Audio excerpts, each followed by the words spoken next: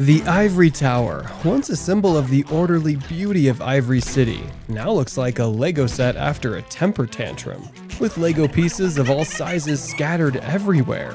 The opulent white Lego bricks, once part of the ornate walls and floors, are now tossed aside like meaningless clutter.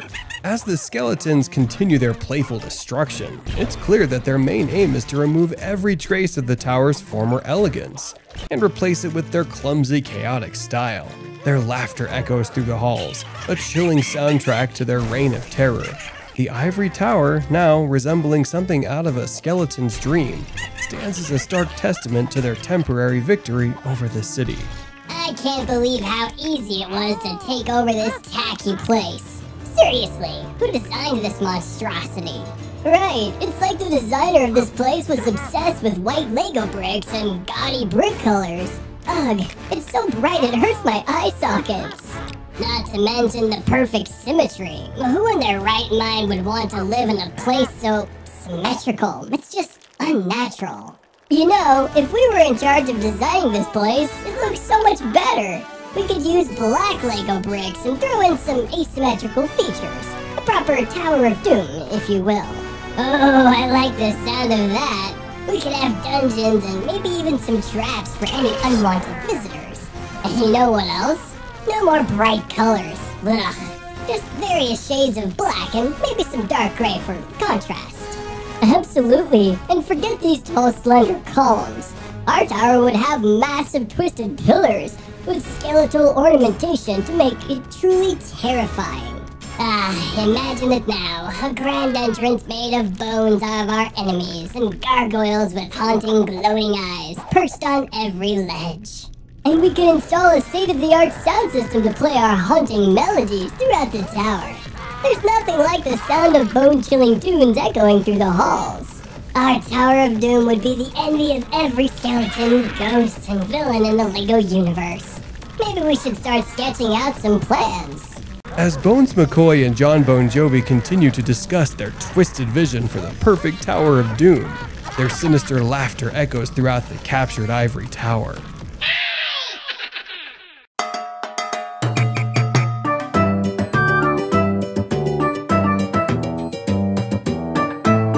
The pirate Mexican fusion restaurant La Pirata Loca has been temporarily converted into a makeshift war room. The heart of the room is a table, usually used for serving pirate tacos and nacho treasures, but now covered with a complex communication system made of Lego bricks and tin cans. A map of Ivory City spreads across the table, marked with tin cans and Lego figures to represent the skeleton forces and the city's citizens. Cauliflower, Rosie, Giselle, and Chevalier huddle around the table, their eyes serious and their voices hushed as they communicate with the citizens through their Lego brick and tin can system. Collie, his usual squeaky voice somewhat steadied by the gravity of the situation, relays a message they have just received. I don't like this one bit. How are we supposed to rescue Agent Chase and Agent Trace from those scary skeletons? Rosie, her robot brain processing the implications at lightning speed, is the first to respond. Oh, great. The dream team got themselves captured. I'm not cleaning up their mess again. Who has some spare Lego handcuffs for when they do something stupid again? Well, Rosie, aren't we the optimistic ray of sunshine? Remember, we're supposed to be saving the city, not running a daycare. Chevalier, more interested in a piece of cheese he's found, chimes in. Oui, and let us not forget, mes amis. We need a plan. Those skeletons won't be running away on their own. We could create a fake ghost using, white sheets and pulleys. A fake ghost? This isn't a children's slumber party, Collie. We need something more convincing. But they're so spooky. There's so many of them. We're going to do this together, Collie. Now, here's an idea. What if we create a diversion to lure some of the skeletons away from where they're holding Agent Chase and Agent Trace? Now that's more like it. Chaos and confusion? I'm in. Oui, a diversion. I can create an explosive cheese distraction, enough to cause the panic among the skeletons. That could work. And then while they're all focused on these cheese explosion, we can sneak in and rescue the agents. You see, Collie? There's hope after all. Just keep that acne-ridden chin up. But what if they see through our plan? Oh, Collie, you worry too much. The skeletons aren't exactly the brightest bulbs in the tanning bed. Besides, their heads are literally empty. The group laughs and Chevalier reluctantly cracks a smile. They continue to brainstorm and plan their rescue mission for Agent Chase and Agent Trace. On the hillside overlooking Ivory City, Shania, the tough-talking Lego cowgirl, and Sheila, the mute but expressive paleontologist, stand. The bright Lego lights of the city twinkle in the distance, eerily colored by the skeletal chaos unfolding beneath them. Piper, Sheila's pet polar bear, growls at the sight, his large Lego body tensing with a desire to spring into action and swat some skeletons and chew on their bones. Shania squints at the havoc below, her cowgirl hat tilted low over her eyes. Dang it, those blasted skeletons are tearing up our beautiful city like a tornado in a trailer park. They've got more nerve than a porcupine at a balloon convention, I tell ya. Sheila nods in agreement, pointing at the ivory tower and miming a sad face. I reckon it's time to teach those boneheads a lesson and take back our city. Any ideas, Sheila? Sheila, mute but perfectly expressive in her silence, nods, her Lego eyebrows furrowing in determination. She turns to her Lego notebook, her hand moving quickly as she sketches out a plan, arrows pointing to various parts of the city. Well, I'll be. That just might work. Let's get Rosie on the horn and fill her in. Shania takes out the Lego brick and tin can communication device and contacts Rosie.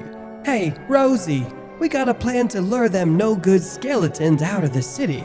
We'll need your help with setting up a trap. Excellent. We're working on a plan of our own as well, and we're happy to help. What's your plan? We're thinking of creating a ruckus to get their attention. Then we'll lead them out of the city into a trap. Got any ideas for a good distraction? Well, I would suggest a cheese explosion, but we're already doing that. Oh, I've got it. How about we use Piper's roars to scare them off? The sound of an angry polar bear should send them running for the hills. Rosie, you're a genius. Let's get this show on the road. Maybe later you can explain to me what in the tarnation a cheese explosion is. Suddenly I got a hankering for some of them tortilla chips and jalapeno peppers. Piper growls enthusiastically, ready for action.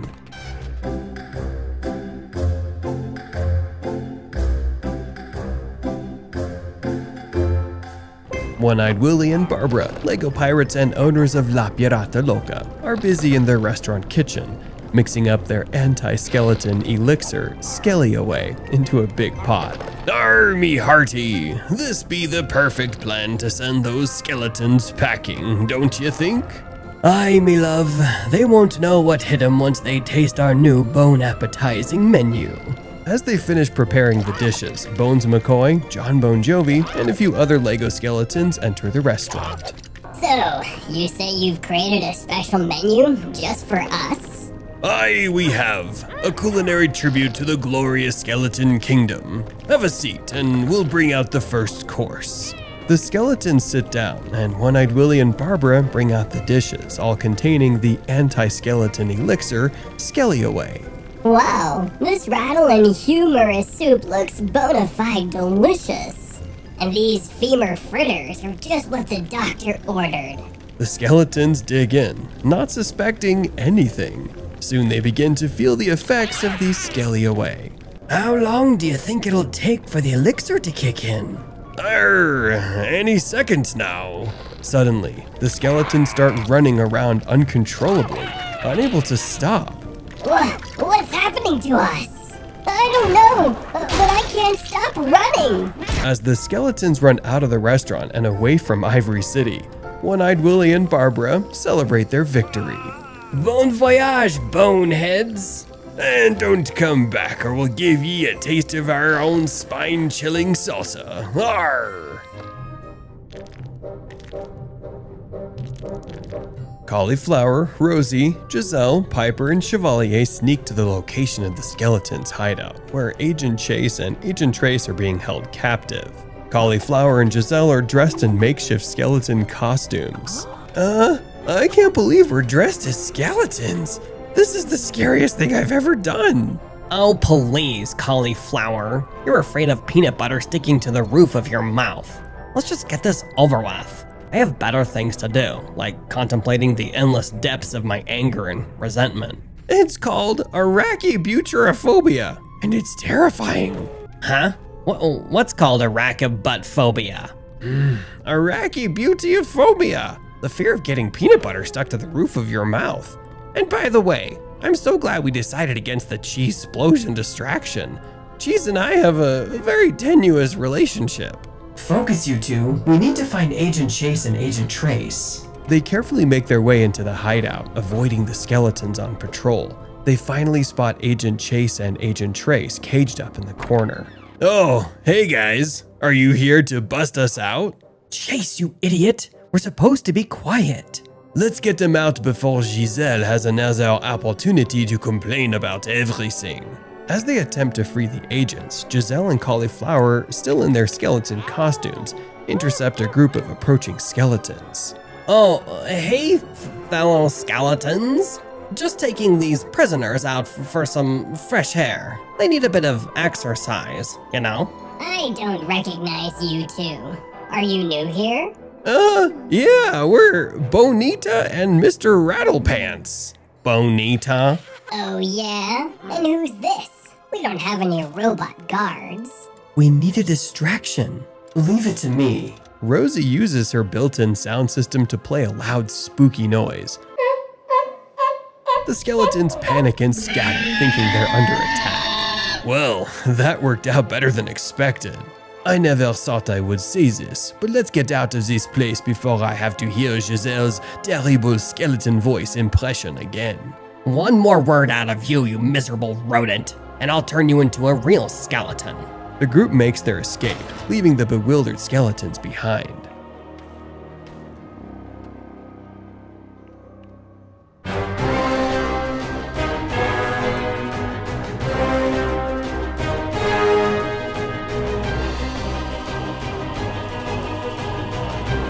The remaining skeletons flee Ivory City, their bony bodies clattering as they go.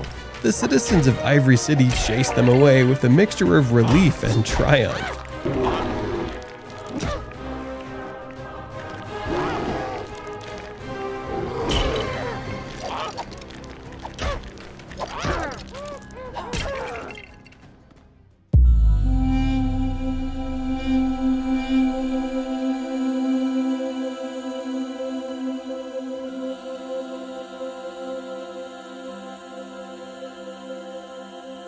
Led by Sheila, they gather at the Ivory Tower, surrounded by the mess left behind by the skeletons. The citizens split into groups and begin the cleanup process, picking up Lego bricks and broken decorations.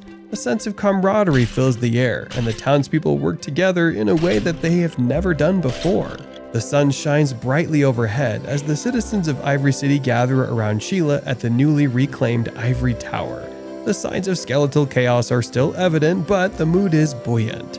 Sheila, communicating with her expertly expressive gestures, points to a blueprint she's holding, showing off a splendid design for an under-the-sea themed roller skating rink, the Coral Derby. A collective gasp goes around the crowd as they lean in to see the blueprint more closely. There are nods of approval, claps, and cheers at the sight of the familiar fun-filled spot from the original Ivory City. As the clapping subsides, Sheila points towards Max, the city's trusty builder, a friendly smile playing on her lips.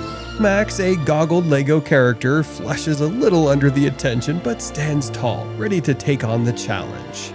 Wow, Sheila, that's one shell of a blueprint, get it?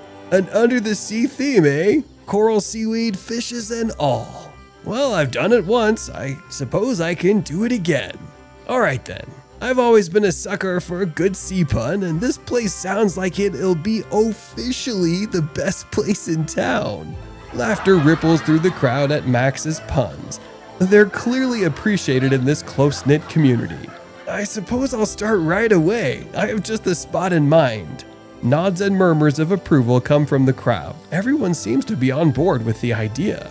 As Max heads off to begin his new project, Sheila turns to the citizens, clapping her hands, well, hooks, together in joy.